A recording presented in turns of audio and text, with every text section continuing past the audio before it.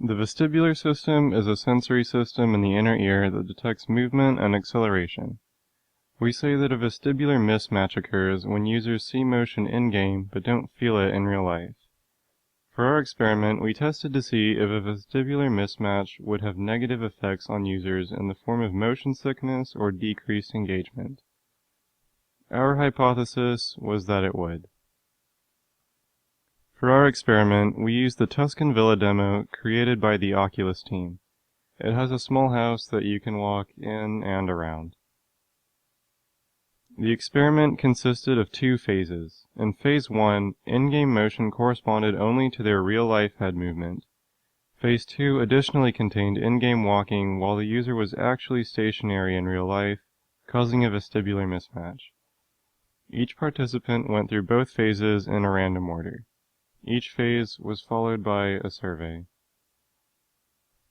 We had 12 participants, all of whom were from our class. Half started with each phase. Each participant was given a brief introduction before the experiment and an explanation of the Oculus Rift headset. We also cleared up any questions that they had at that time.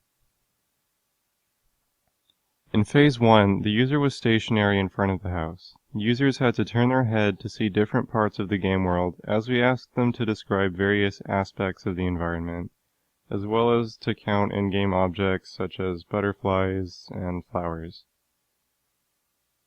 Phase 2 was similar, except users also walked around and inside the house as they observed the environment.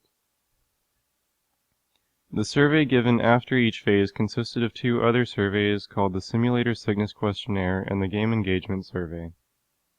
The Simulator Sickness Questionnaire focused on physical symptoms like eye strain and nausea, while the Game Engagement Survey asked questions like whether they lost track of the world around them or if time seemed to slip away. Here we see an example of some results for the general discomfort question. We looked for outliers in the results by calculating the interquartile range, but there were not any.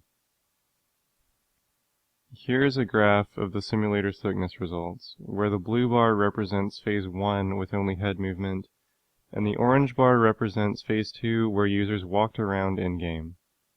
The additional movement was clearly associated with more severe sickness symptoms. This is a graph of the game engagement results. Users were less engaged with the additional movement, but not by a massive amount. In short, the results of our small survey support the hypothesis. In-game movement that does not match the user's vestibular senses is correlated with more motion sickness and lower game engagement.